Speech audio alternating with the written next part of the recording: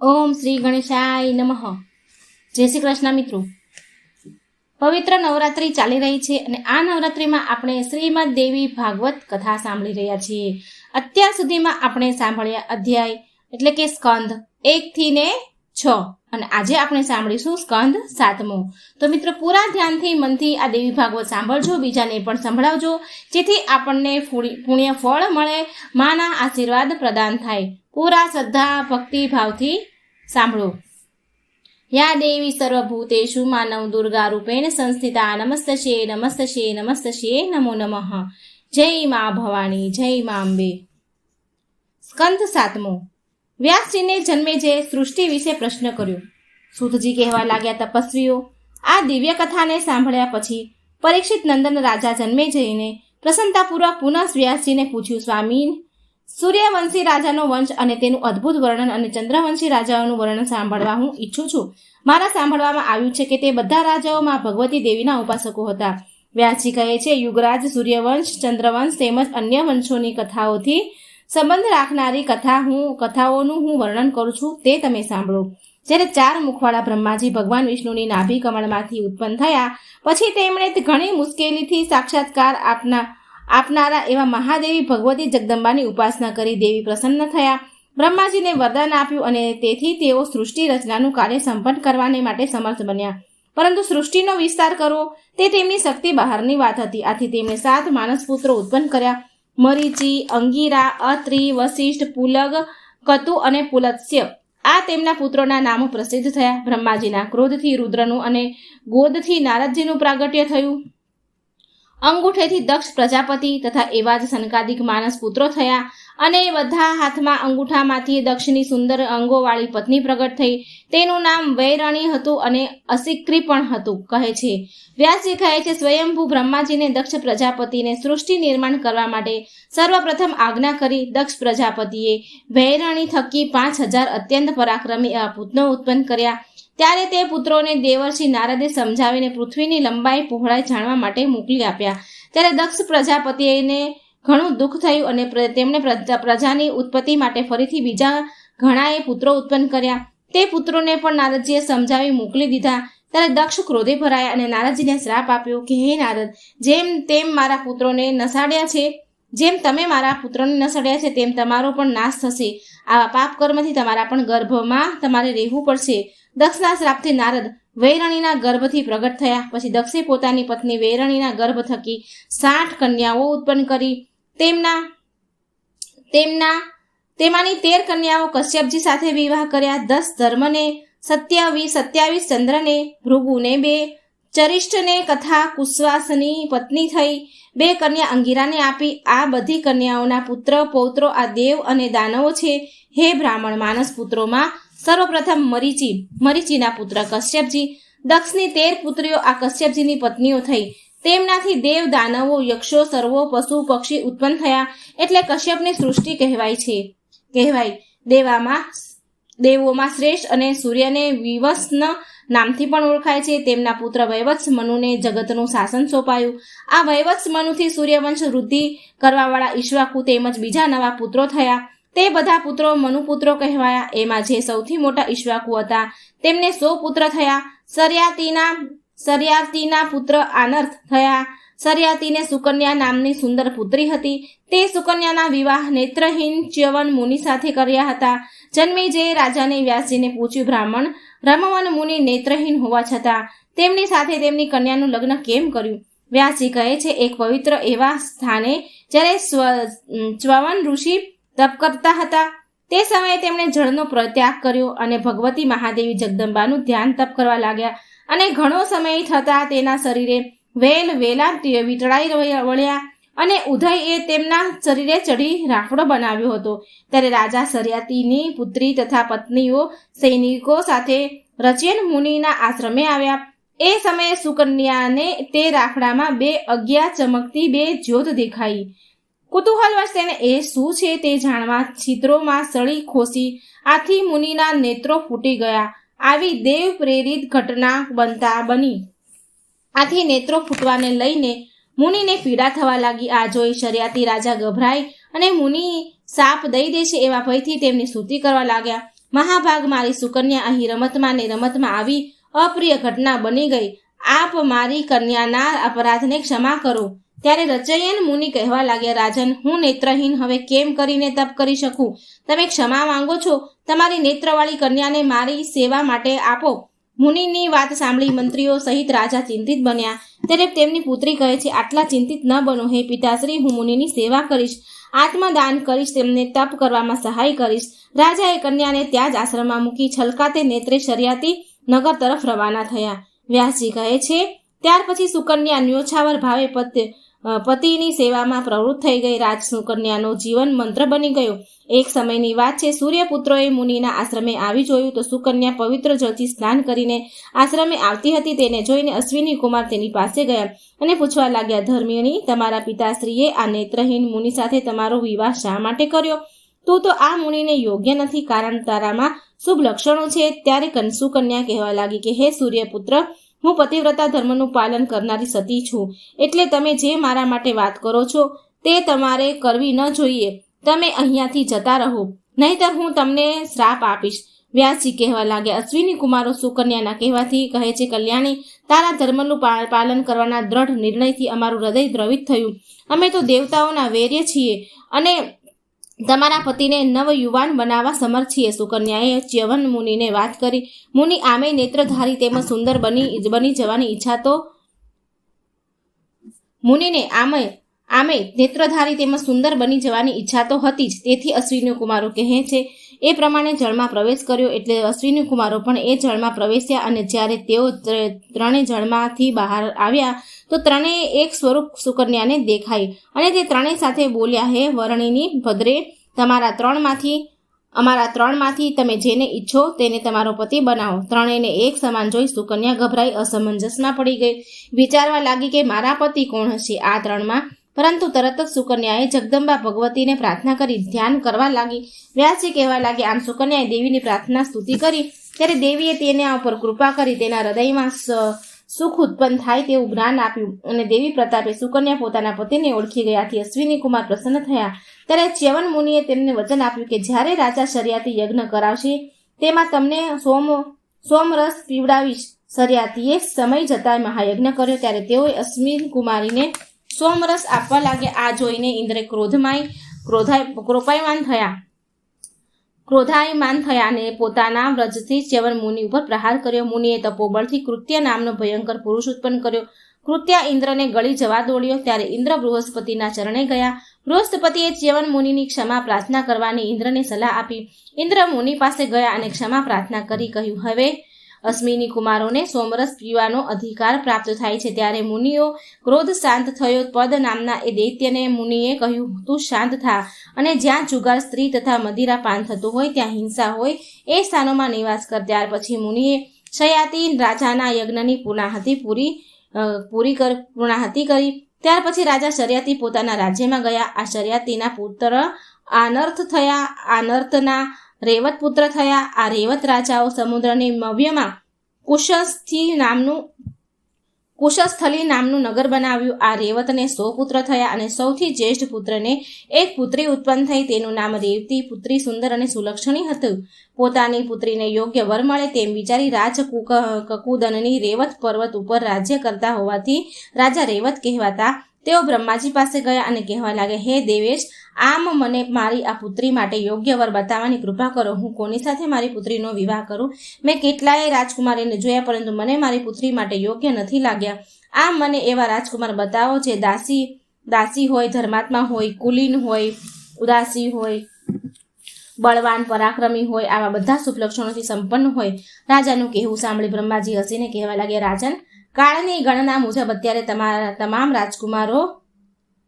તમામ રાજકુમારો પામ્યા છે. તે વચ્ચેનો લાંબો કાળ વ્યતીત થઈ ગયેલો છે અને ત્યાં તે નગરી પણ નથી. ત્યાં હવે મથુરા નામની નગરી છે. ત્યાં રાજાનું નામ ઉગ્રસેન છે. યથાતિ કુળમાં મથુરા નામની નગરી છે. યથાતિ કુળમાં તેમનો જન્મ થયો છે. તેમને એક કંસ નામક પુત્ર થયો અને તે દૈત્ય રૂપે થયો છે. તેને ઉગ્રસેનને કારાગરમાં નાખી પોતે રાજા બની બેઠો છે. પૃથ્વીની વિનંતીથી તેઓ ભાર ઉતારવા માટે ભગવાન શ્રીકૃષ્ણ અવતરી થયા. આ શ્રીકૃષ્ણ થકી દુરાચારી અભિમાનમાં રાજનારા કંસનો વધ થયો. ત્યાર પછી ફરીથી ઉગ્રસેને પુનઃ રાજા બન્યા અને શ્રીકૃષ્ણ મથુરા છોડી અત્યારે પોતાના ભાઈ ભાંડુ સાથે દ્વારકામાં વસવાટ કરે છે. તેમના મોટા ભાઈ બલરામજી, જે શેષ નારાયણનો અવતાર છે, તે અત્યારે તમારી પુત્રી રેવતી માટે યોગ્ય છે. તમે વિધિ પૂર્વક બલભદ્રની સાથે તેમના વિવાહ કરો. બ્રહ્માજીનું કહેવું માની રેવત રાજા તેમની પુત્રી રેવતીને લઈને ત્વરિત દ્વારકા આવ્યા. ત્યાં તેમણે પોતાની પુત્રી રેવતીનો વિધિપૂર્વક બલરામ સાથે વિવાહ કર્યા. પછી રાજા રેવત ગંગાને કિનારે જઈ તપ કર્યું અને અંતે પોતાનો દેહ મૂકીને દિવ્ય લોક ગયા. વ્યાસજી કહે છે, જ્યારે રેવત રાજા ત્યાં ગયા તે સમયે રાક્ષસોએ સયાતિ વંશની નેસ્તાબૂદ કરી નાખી. ત્યાર પછી ક્ષુવ નામના મનુથી ઈક્ષ્વાકુનો જન્મ થયો. આ ઈક્ષ્વાકુના 100 પુત્ર થયા. તેમાં મોટા પુત્રનું નામ વિકુક્ષી હતું. આ વિકુક્ષીના પુત્રનું નામ કુકુસ્થ હતું. ભગવાન વિષ્ણુ કહેવા લાગ્યા, દેવતાઓ, તમે આ કુકુસ્થ સાથે મૈત્રી કરો. ભગવતી દેવી જગદંબા તેની ઉપર એમની અસીમ કૃપા છે. દેવતાએ કુકુસ્થ સાથે ગયા અને બધી વાત કહી. તેથી કુકુસ્થ કહે, આપની સહાયતા માટે ત્યારે જ હું તત્પર થાવ જ્યારે ઇન્દ્ર મારું વાહન બને. દેવોએ ઇન્દ્રને સમજાવ્યા, સચિતે, આપ શરમ છોડી કુકુસ્થના વાહન બનવાની કૃપા કરો.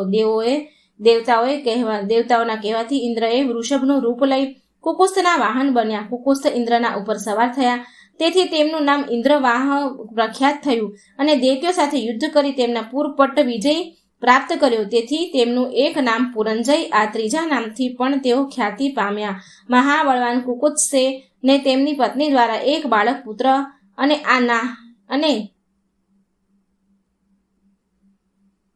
એક બળવાન પુત્ર અને નામે થયો. આ એમના પુત્ર પૃથુ થયા. એ પૃથુના જે પુત્ર થયા તે વિશ્વની થયા અને તેમના પુત્ર ચંદ્રનો જન્મ થયો. આ ચંદ્રનો પુત્ર યુવાન થયો. આ યુવાનસ્વના પુત્ર સાવંત થયા. આ સાવંતના પુત્ર બૃહદસ્વ થયા. બૃહદસ્વથી કૌલાસ્વનો જન્મ થયો. આ કૌલાસ્વએ ધુંધુ નામના દૈત્યનો સંહાર કર્યો. ત્યારથી તેઓ ધુંધુમાર નામે ખ્યાતિ પામ્યા. આ કુલવાસ્વના પુત્ર દ્રઢાવસ્વ થયા, જેઓથી પૃથ્વીની ભલી ભાંતિ રક્ષા કરી હતી. દ્રઢસ્વાના હર્ષવ્ય થયા. હર્ષવ્યના પુત્રને નિકુંભ્ય કહે છે. નિકુંભના પુત્ર બહુર્ણાસ્વ અને એમના પુત્ર કુશાસ્વ થયા. તેમનાથી બળવાન પુત્ર પ્રસેનજીત થયા. આ પ્રસેનજીતના પરાક્રમી પુત્ર યૌવાનાસ્વ નામથી પ્રસિદ્ધ છે અને આ યૌવાનાસ્વથી મહાન રાજા માંધાતા ઉત્પન્ન થયા. તેઓ તેમની માતાના ગર્ભ થકી પિતાના પેટમાંથી જન્મ્યા હતા. રાજા જન્મે પૂછ્યું, મહાભાગ, કલ્પનામાં પણ વિશ્વાસ ન થાય તેવી વાત આપે કહી કે રાજા માંધાતાનો જન્મ તેમના પિતાથી થયો. વ્યાસજી કહે છે, રાજન, રાજા યૌવનવસ્વને 100 રાણી હતી, તેમ છતાં તેમને કોઈ પુત્ર ન હતો. તેથી બ્રાહ્મણોએ રાજા પાસે યજ્ઞ કરાવ્યો, જેના મુખ્ય દેવ ઇન્દ્ર હતા. યજ્ઞ વિધિ પ્રમાણે રાજા પાસે એક જળ ભરેલો કળશ મુકાવી તે કળશને અભિમંત્રિત કરી મૂક્યો. રાત્રિના સમયે ખૂબ જ તરસ લાગવાથી યૌવાનસ્વ રાજા યજ્ઞશાળામાં ગયા અને પેલા મંત્રિત કળશમાંનું પાણી રાણીઓ માટે હતું તે પોતે પી ગયા અને મંત્રના પ્રભાવે તેમને ગર્ભ રહ્યો. ગર્ભધારણનો સમય પૂર્ણ થતાં રાજાનું પેટ ચીરીને પુત્ર બહાર કાઢ્યો. એમ માંધાતાની ઉત્પત્તિ થઈ. સત્યવ્રતનું ત્રિશંકુ નામ થવાનું કારણ અને તેની શ્રાપ મુક્તિ. વ્યાસજી કહે છે, રાજન, મહારાજા માંધાતા સત્યનિષ્ઠ ચક્રવર્તી નરેશ થયા અને આખે ભૂમંડળ ઉપર તેમની વિજય પતાકા લહેરવા લાગી. આ માંધાતાને વિંદુમતી નામની 2 પત્ની હતી. તેને 2 પુત્ર થયા. એકનું નામ પુરુકુત્સ અને બીજાનું નામ કુસુકુંદ હતું. પુરુકુત્સના પુત્ર ચરણ્ય થયા. ચરણ્યના બૃહદશ થયા. બૃહદસ્વના પુત્ર દુર્ધસ્વ થયા અને હર્ષવસના ત્રિધન્વા અને ત્રિધન્વાના પુત્ર ચરણ્ય થયા. આ ચરણ ગુણના પુત્ર સત્યવ્રત નામથી ખ્યાતિ પામ્યા. આ સત્યવ્રત સ્વેચ્છાચારી, મૂર્ખ, કામી અને ખૂબ જ લોભી હતો.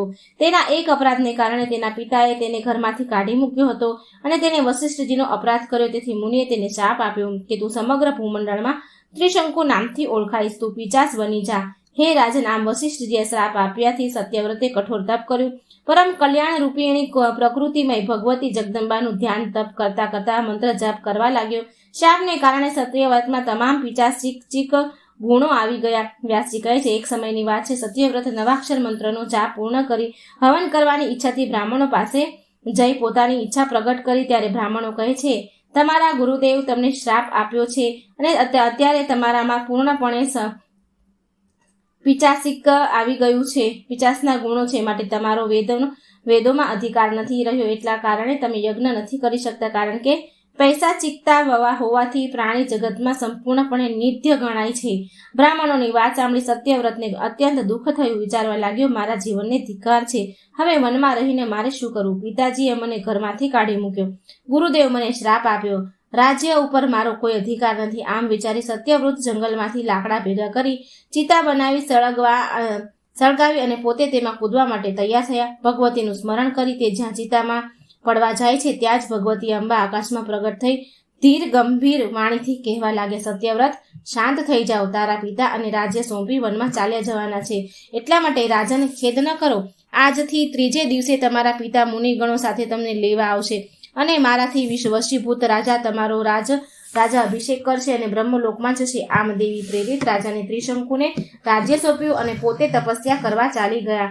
ગંગા કિનારે ઘોર તપ કર્યું અને રાજા ચારણનું પોતાનું આયુષ્ય પૂર્ણ થતા સ્વર્ગ ગયા. રાજા જન્મેજે પૂછ્યું, પ્રભુ સત્યવ્રત શાપથી પિચાસ થયા તો તેનો ઉદ્ધાર કઈ રીતે થયો? કયા કારણથી વશિષ્ઠજીએ તેને શાપ મુક્ત કર્યો? વ્યાસજી કહે છે, રાજન સત્યવ્રતે ભગવતી અંબિકાની આરાધના કરી. દેવીએ કૃપા કરી અને દેવી પ્રેરિત વશિષ્ઠજીએ તેને શાપ મુક્ત કર્યો. રાજા ત્રિશંકુના પુત્ર હરિશ્ચંદ્ર થયા. એટલે ત્રિશંકુને ઈચ્છા થઈ કે પુત્ર હરિશ્ચંદ્રને યુવરાજ બનાવી સદૈવ સ્વર્ગનું સુખ ભોગવવું. એટલે તેઓ વશિષ્ઠજી પાસે જઈ કહેવા લાગ્યા, ગુરુદેવ તમે એવો યજ્ઞ કરાવો તેને દેવો માટે પણ મુશ્કેલ હોય.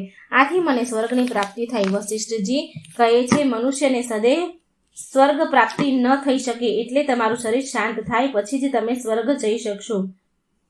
ત્રિશંકુ મુનિનું કહેવું સાંભળી દુઃખી થઈ ગયા અને કહે છે, મુનિ તમે અભિમાનવશ મારો યજ્ઞ નહીં કરાવો તો હું બીજા પુરોહિતને બોલાવી તેની પાસે યજ્ઞ કરાય. ત્રિશંકુનું આવું કહેતા સાંભળતા જ વશિષ્ઠજીને ક્રોધ ભરાયો અને શ્રાપ આપી બેઠા, રાજન તો અત્યારે ચંડાળ થઈ જા. ત્યાર ફરી પાછા ત્રિશંકુ જંગલમાં ચાલ્યા ગયા અને ભગવતી જગદંબાનું સ્મરણ કર્યું તથા સંતોની સેવા કરવા લાગ્યા. આ જ્યારે હરિશ્ચંદ્રએ જાણ્યું ત્યારે તે અત્યંત દુઃખી થઈ ગયા અને મંત્રીઓ દ્વારા તેમને તેડી લાવવા મોકલ્યા. પરંતુ ત્રિશંકુએ કહ્યું, તમે હરિશ્ચંદ્રના રાજ્ય અભિષેક કરી અયોધ્યાની ગાદીએ બેસાડો. અને મંત્રીઓ હરિશ્ચંદ્રને અયોધ્યાના રાજા નિયુક્ત કર્યા. વિશ્વામિત્રની કૃપાથી ત્રિશંકુ દિવ્ય દેહ પામ્યો. રાજન પોતાના પિતા ત્રિશંકુ શ્રાપગ્રસ્ત થઈ ચંડાળ બની ગયા. તેથી ત્રિશંકુના પુત્ર હરિશ્ચંદ્ર ખૂબ જ દુઃખી થઈ ગયા. ત્રિશંકુના પિશાચ થવાથી રાજા હરિશ્ચંદ્ર પણ પિતાની આવી દયનીય દશા ઉપર મનમાં વિચાર કરવા લાગ્યા હતા.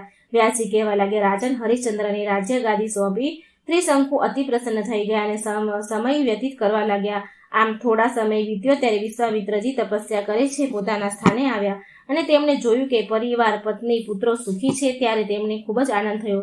પતિનું સ્વાગત કરવા વિશ્વામિત્રની પત્ની જ્યારે તેમની સામે આવ્યા ત્યારે મુનિએ પૂછ્યું, સુલોચના આવો ઘોર દુકાળમાં તમે આવો દુઃખદાયી સમય કેવી રીતે વિતાવ્યો? ત્યારે તેમની પત્ની બોલ્યા, મુનિવર આપના ગયા પછી ભયંકર દુષ્કાળ પડ્યો, પરંતુ એવા દુઃખદાયી સમયે રાજશ્રી સત્યવ્રતે મારા પુત્રોનું ભલી ભાંતિ ભરણ પોષણ કર્યું. હે કૌશિક, મારા કારણે જ વશિષ્ઠજીએ ક્રોધ કરી તેમને ત્રિશંકુ થઈ જવાનો શ્રાપ આપ્યો અને સત્યવ્રત ચંડાળ થઈ ગયા. એટલે આપ હવે તપસ્યા કરીને આવ્યા છો તો તમારા તપોબળે અથવા બળે કરીને ગમે તે કરીને તમારે કોઈ પણ ઉપાય રાજાની રક્ષા કરવી જોઈએ અને એ આપનું પરમ કર્તવ્ય છે. વિશ્વામિત્રજી પોતાની પત્નીની વાત સાંભળી ત્રિશંકુ ઉપર ઘણા પ્રસન્ન થયા અને વિશ્વામિત્રજી પોતાની ભાર્યાને કહેવા લાગ્યા, હે કમલલોચની, જેણે દુકાળમાં તમારી આવી મદદ કરી ઉપકાર કર્યા એવા એ નરેશને હું શ્રાપથી અવશ્ય મુક્ત કરીશ. રાજન મુનિવર કૌશિક પરમાર્થના તત્વને સારી રીતે જાણતા હતા. તેને તુરત જ ત્રિશંકુ જ્યાંને દીન ભાવે બેઠા હતા ત્યાં જઈ વિશ્વામિત્રજી કહેવા લાગ્યા, રાજન તમે દુકાળમાં મારી પત્ની પુત્રોનું ભરણ પોષણ કર્યું. તમારે મારા લીધે વશિષ્ઠજીએ તમને શ્રાપ આપ્યો, પરંતુ હું તમને શ્રાપ મુક્ત કરીશ. આમ કહીને મુનિ હથેળીમાં જળની અંજલિ ભરી ગાયત્રી મંત્ર જાપનો પુણ્યનો સંકલ્પ કરી ત્રિશંકુ ઉપર જળ છાટ્યું અને ત્રિશંકુ કહેવા લાગ્યા, રાજન તમે હવે તમારી ઈચ્છાથી સ્વર્ગ જઈ શકો છો. અને મુનિના પુણ્ય ભાવે ત્રિશંકુ તરત જ સ્વર્ગ તરફ જવા ઉડ્યા. તે સમયે તેમનું ચંડાળ રૂપ જોઈ ઇન્દ્ર તેમને સ્વર્ગમાં આવતા રોકી કહેવા લાગ્યા, અરે ચંડાળ, તું દેવોના સ્વર્ગમાં ક્યાં આવવા લાગ્યો? જા પાછો પૃથ્વીલોકમાં ચાલ્યો જા. અને ત્રિશંકુ ઇન્દ્રના બોલે નીચે પડવા લાગ્યો. ત્યારે તેઓ આર્તનાદ કરતા બૂમો પાડવા લાગ્યા. ત્યારે પોતાના તપોબળે વિશ્વામિત્રએ ત્રિશંકુને અર્ધ માર્ગે જ રોકી લીધા અને કહ્યું, ઇન્દ્રની આવી હરકત હું તમારા માટે બીજા સ્વર્ગની રચના કરીશ. આમ કહી મુનિએ હાથમાં જળાંજલિ લઈ આચમન કર્યું. ઇન્દ્રને ખબર પડતા જ તે મુનિ પાસે આવ્યો અને કહેવા લાગ્યું, મુનિવર, આપ નવા સ્વર્ગની રચના ન કરો, આપ આજ્ઞા કરો. આપના માટે આપનું કર્યું કાર્ય મારે સિદ્ધ કરવાનું છે. વિશ્વામિત્રજી કહે છે, ઇન્દ્ર, ત્રિશંકુને તમે સ્વર્ગમાંથી નીચે ધરતી ઉપર આવવાનો આદેશ કર્યો, તે નીચે આવે છે, માટે કરીને તમે પ્રેમથી તેને સ્વર્ગમાં લઈ જાઓ. વિશ્વામિત્રનું કહેવું સાંભળી ઇન્દ્રએ તે જ સમયે ત્રિશંકુને દિવ્ય દેહધારી બનાવી વિમાનમાં બેસાડી પોતે જાતે તેને સ્વર્ગમાં લઈ ગયા. ઇન્દ્રની ઈચ્છાથી વિશ્વામિત્ર દ્વારા રાજા હરિશ્ચંદ્રની કસોટી. વિશ્વામિત્રજીની કૃપા વડે રાજા ત્રિશંકુ સ્વર્ગ ગયા. ત્યારે તેમના પુત્ર હરિશ્ચંદ્રને રાજ્ય ગાદી સોંપી. રાજાને ખબર પડી કે પિતાજી સ્વર્ગ ગયા. આથી ઘણી ખુશી થઈ તેને. આ રાજા હરિશ્ચંદ્ર ધર્મપ્રેમી, પ્રજાવત્સલ અને સત્યભાષી હતા. તેઓ સત્યવાદી હરિશ્ચંદ્ર કહેવાયા. વ્યાસજી કહે છે, રાજન, એકવાર વશિષ્ઠજીએ રાજાએ દુષ્ટ હૃદય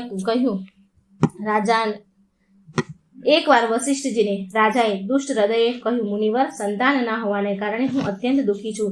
આ કૃપા કરી મને સંતાન પ્રાપ્ત થાય એવો ઉપાય બતાવો. વશિષ્ઠજીએ હરિશ્ચંદ્ર રાજાની વાત સાંભળી કહ્યું, રાજન, તમે વરુણદેવના ઉપાસના કરો. વરુણદેવ જેવા દેવ તરત જ વરદાન આપવા પુત્ર પ્રાપ્ત કરવાનું જલ્દી તૈયાર નથી થતા, માટે કરીને તમે વરુણદેવની આરાધના કરો. મનુષ્યએ પ્રારબ્ધ અને પુરુષાર્થ બંને વડે કર્મ ધર્મ કરવા જોઈએ અને પ્રગતિ અને પુરુષાર્થ બંને વડે ધર્મ કર્મ કરવા જોઈએ અને પ્રગતિ કરવાથી જ તેનું કાર્ય સિદ્ધ થાય છે, એમાં કોઈ સંદેહ નથી. વશિષ્ઠજીની વાત સાંભળી રાજાએ વરુણદેવનું તપ કર્યું. તેથી વરુણદેવ પ્રસન્ન થયા અને વરદાન માંગવા કહ્યું. ત્યારે રાજા હરિશ્ચંદ્ર કહે છે, મારે કોઈ સંતાન નથી. આપ મને પુત્ર આપવાની કૃપા કરો. મેં ત્રણેય ઋણમાંથી મુક્ત થવા માટે તપ કર્યું છે. એટલે વરુણદેવે તેમને પુત્ર પ્રાપ્ત કરાવી આ પુત્રનું નામ રોહિત એવું રાખ્યું. તેથી રાજા રાણી તારામતી અત્યંત ખુશ થઈ ગયા. રાજા હરિશ્ચંદ્રનો ધર્મ, પ્રેમ, પ્રજા વત્સલ, રાજા ધર્મ અને સત્યવાદી તથા આવા ઘણા ગુણોનું વર્ણન નારદજીએ ઇન્દ્ર સભામાં કર્યું. ત્યારે ઇન્દ્રએ હરિશ્ચંદ્રની પરીક્ષા કરવા વિશ્વામિત્રજીને મોકલ્યા. વિશ્વામિત્રજી હરિશ્ચંદ્રની રાજ્ય સભામાં આવ્યા. વિશ્વામિત્રજીને આવેલા જાણી રાજા અને તમામ સભાપદો ઊભા થઈ તેમને પ્રણામ કર્યા. રાજા હરિશ્ચંદ્રએ ભલી ભાંતિ સ્વાગત કર્યું, પૂજન અર્ચન કરી તેમની સામે ઊભા રહ્યા. ત્યારે વિશ્વામિત્રજી ઘણા પ્રસન્ન થયા અને કહેવા લાગ્યા, રાજન, તમારી સેવાથી હું ઘણો પ્રસન્ન છું. તમે તો સત્યવાદી છો, તેમજ દાનેશ્વરી પણ છો. તમારી પ્રસન્નતા નારદજીએ ઇન્દ્રસભામાં કરી, તેથી પ્રેરાઈને હું અહીં આવ્યો છું. મુનિવર, આપ શું ઈચ્છી રહ્યા છો તે જણાવો, હું અવશ્ય તે પ્રમાણે કરીશ. ત્યારે વિશ્વામિત્રજી કહે છે, રાજન, તમે જો આપવા માંગતા જ હોય તો તમારું રાજ્ય અને ધન સંપત્તિ મને દાન કરો. રાજા હરિશ્ચંદ્રએ રાજી ખુશીથી વિશ્વામિત્રજીને તેમને કહ્યું તેમ દાન કર્યું. ત્યારે પણ વિશ્વામિત્રજી કહેવા લાગ્યા, રાજન, દાન કરનારે દક્ષિણા આપવી દાનને યથાર્થ કરવું જોઈએ, માટે તમે મને દક્ષિણાના રૂપે 1000 સુવર્ણ મુદ્રાઓ આપો. રાજા હરિશ્ચંદ્ર કહે છે, મુનિ, મેં તો મારું સર્વસ્વ તમને દાનમાં આપી દીધું. હવે મારી પાસે કાંઈ નથી, પરંતુ કંઈ વાંધો નહીં, આપ મને 1 માસની મુદત આપો. વિશ્વામિત્રજીએ તેમ કર્યું. સરસ વાણી કર્યા પછી રાજા પત્ની તારામતી તથા પુત્ર રોહિતને લઈને સાદા વસ્ત્રો પહેરી અયોધ્યામાંથી નીકળી પડ્યા અને કાશી ક્ષેત્રમાં પહોંચી. સર્વપ્રથમ 1000 સુવર્ણ મુદ્રા એકઠી કરવા માટે એક બ્રાહ્મણને ત્યાં પોતાની રાણી તારામતીને વેચી, પુરોહિતને પણ તે બ્રાહ્મણને વેચ્યો અને પોતે પણ એક ચંડાળને ત્યાં વેચાયા. અને તેમણે ચંડાળે સ્મશાનમાં રહી જે લાશ આવે તેની પાસેથી કર લેવાનું કામ સોંપ્યું. ત્યાર પછી પોતે એક સ્મશાનમાં આવી મૃત્યુ પામેલા પુત્રને જોઈ રાજાને અત્યંત દુઃખ થયું, પરંતુ તેમ છતાં તારામતીને કહે છે, સ્મશાનના નિયમ મુજબ તમે મને કર આપો, એક કફન તમારે આપવું પડશે. તારામતી પાસે કંઈ હતું નહીં. ખૂબ વિનંતી કરી, પરંતુ હરિશ્ચંદ્ર ડગ્યા નહીં. તેમણે કફન નહીં તો અગ્નિદાન નહીં કહ્યું. ત્યારે તારામતીએ પોતાની પહેરેલી સાડીનો અડધો ભાગ ફાડી કફન રૂપે રાજાને આપ્યો. ત્યારે તો હદ થઈ ગઈ. ભગવાન શ્રી હરિ, ઇન્દ્ર, બ્રહ્મા, દેવો તથા વિશ્વામિત્ર ત્યાં આવી પહોંચ્યા. કહે છે, ધન્ય છે રાજન, તમારી સત્યપરાયણતાને, ધર્મપરાયણતાને અમને ઘણો આનંદ થયો છે. જગતમાં તમારા જેવો દાની, સત્યવ્રતધારી, ધર્મિષ્ઠ કોઈ પાક્યો નથી અને થશે પણ નહીં. રાજન, આ તમારી કસોટી હતી, પરીક્ષા હતી, અને તમે કસોટીમાં ડગ્યા નહીં, માટે કરીને તમે હવે તમારા પત્ની અને પુત્ર સહિત સ્વર્ગ જાઓ. એમ કહી મૃત રોહિત ઉપર કૃપા દ્રષ્ટિ કરી રોહિત જીવિત થયા. રાજા અને રાણી બંને પુત્રને જીવિત થતા ખુશ થયા. ત્યારે હરિશ્ચંદ્ર કહે છે, ભગવાન, હું સ્વર્ગ કેમ કરીને જાઉં? મારા સ્વામી જ્યાં સુધી મને રજા આપે નહીં ત્યાં સુધી મારાથી જવાય નહીં. એટલે તરત જ ચંડાળ રૂપે રહેલા ધર્મરાજા કહે છે, હું જ ચંડાળ રૂપે હતો. તમારી સત્ય પ્રત્યે અડગતા જોઈ લીધી. હું તમને મુક્ત કરું છું. ત્યારે રાજા કહેવા લાગ્યા, ફરી કહે છે કે દેવતાઓ, તેમ છતાંય હું સ્વર્ગ જઈ શકું નહીં, કારણ કે મારી અવધની પ્રજાની સ્વર્ગ પ્રાપ્ત ના થાય તો તે માટે હું પ્રજાવત્સક કેમ કહેવાઉં.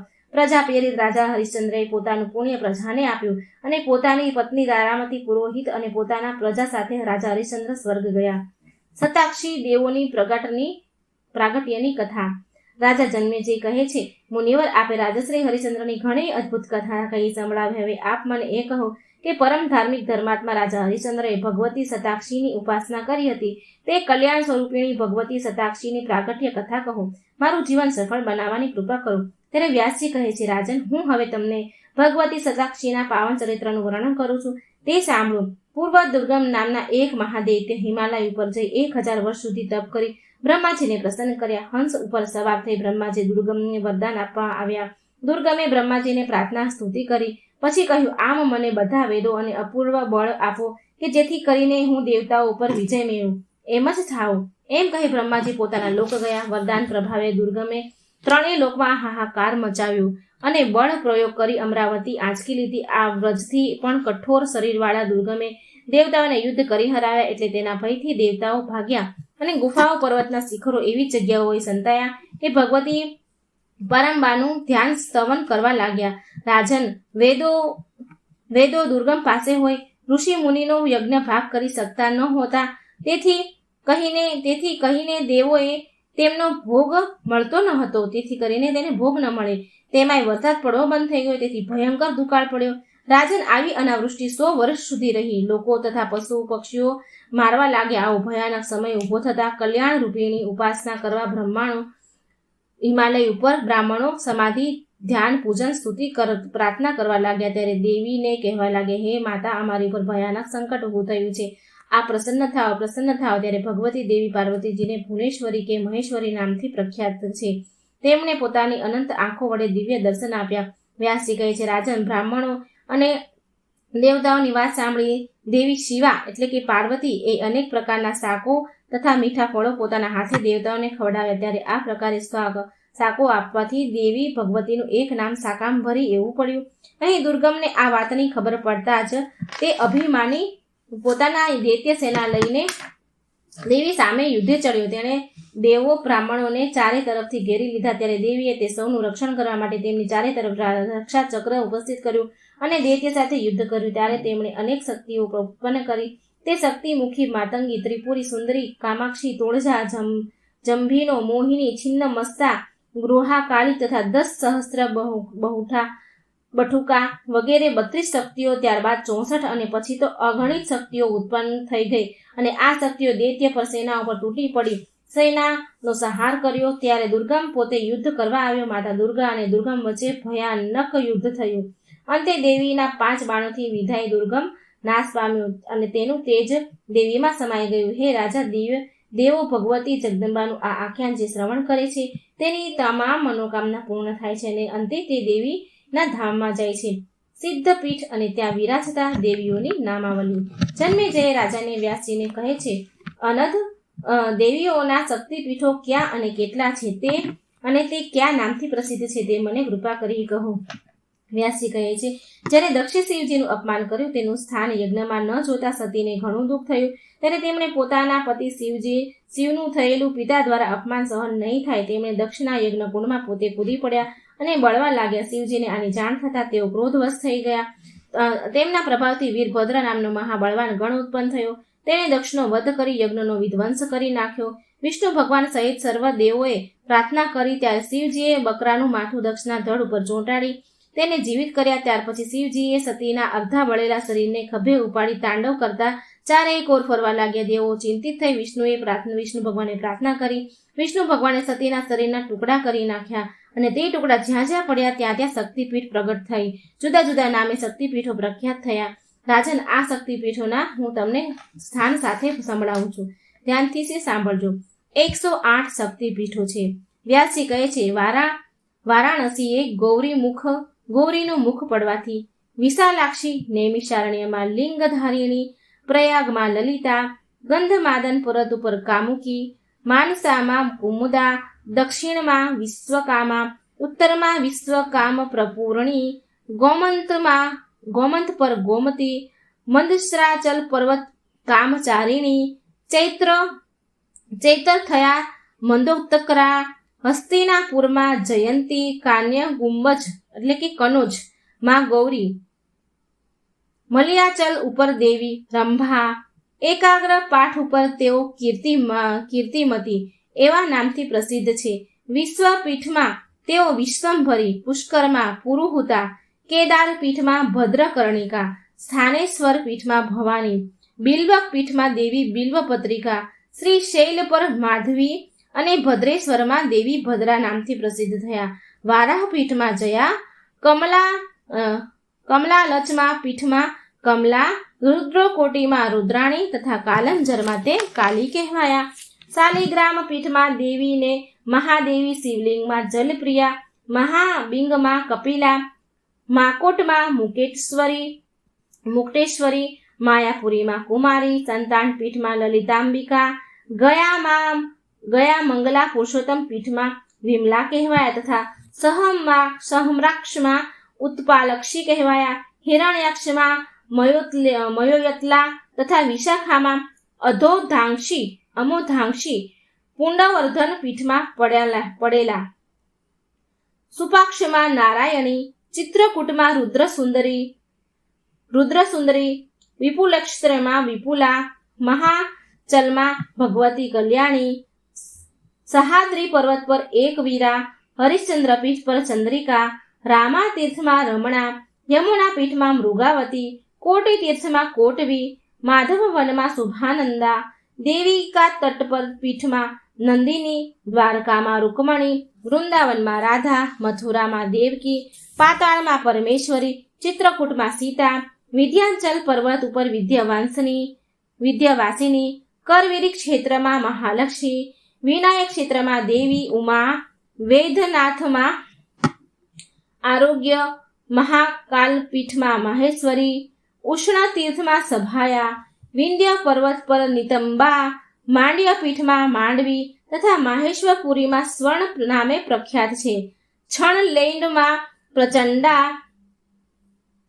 અમરકંટકમાં ચંડિકા, સોમેશ્વર પીઠમાં વારારોહ, પ્રભાત ક્ષેત્રમાં પુષ્કરવાવતી, સરસ્વતી તીર્થમાં દેવમાતા તથા તટ નામના પીઠમાં પારાવારા નામથી તેઓ વિખ્યાત થયા. મહાદલય મહાભાગ, પયોષિણીમાં પિંગલેશ્વરી, કૃત સોર્ચ તીર્થમાં સિંહિકા, કાર્તિક ક્ષેત્રમાં અતિશાંકરી, વર્તક તીર્થમાં ઉત્પલા, સુભદ્રા અને શોણમના સંગમ પર લોલા, સિદ્ધવનમાં માતા લક્ષ્મી, ભરતાશ્રમ તીર્થમાં અમંગા, ભલમવર પર્વત પર વિશ્વમુખી, ત્રિસ્કંધા પર્વત પર તારા, દેવદારુણમાં પૃષ્ટિ, કાશ્મીર પ્રદેશમાં મેઘા, હિમાદ્રી પર્વત પર દેવી ભીમા, વિશ્વેશ્વર ક્ષેત્રમાં વૃષ્ટિ, કપાલ માંચન તીર્થમાં શુદ્ધિ, કાયાવરોહણ તીર્થમાં માતા શંખોદર, તીર્થમાં ધરા, પિંડારક તીર્થમાં ધૃતિ નામથી પ્રખ્યાત થયા. ચંદ્રભાગા નદીના તટ પર કલા,